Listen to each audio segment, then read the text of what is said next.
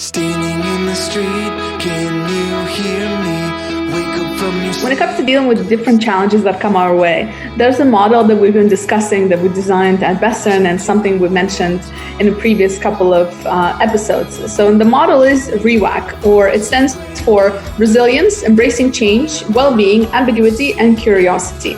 In the first two episodes of this particular model, we discussed resilience and embracing change. And today we want to talk a little bit about well-being, and it's very relevant for all of us at this moment where it seems like burnout is on the rise. We're feeling a little bit more stressed and dealing with a few more challenges than we normally do. So Ivan, talk to us a little bit about well-being. What is it? Elena, when we talk about well-being, we refer to different dimensions: physical, mental, and social well-being that are important for human beings to feel psychologically accomplished. It includes choices and activities aimed at achieving physical vitality, mental positivity, social satisfaction, a sense of accomplishment, and of course, personal fulfillment. There are 6 factors from a psychological standpoint which are key for well-being.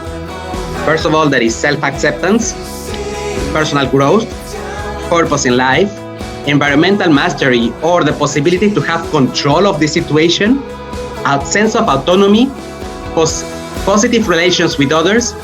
All of these factors are correlated in our brain with the production of peer chemicals that produce stress, anxiety, and often depression as we don't fulfill our lives.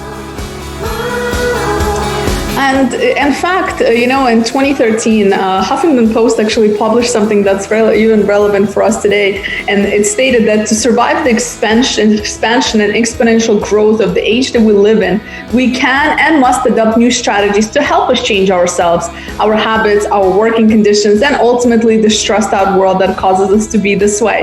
And I think it cannot be even more relevant to what is happening around us today. So I would like to just suggest 3 tips for us to manage our well-being in these challenging times, and anytime you're sort of unsure of what's next.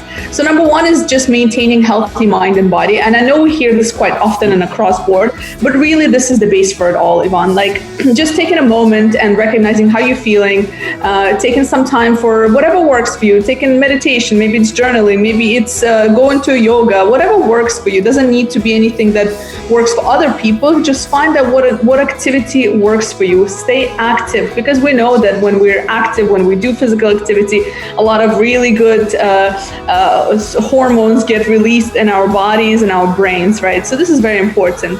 Another thing you can do is also reduce your stress and counteract stress by adopting healthy habits.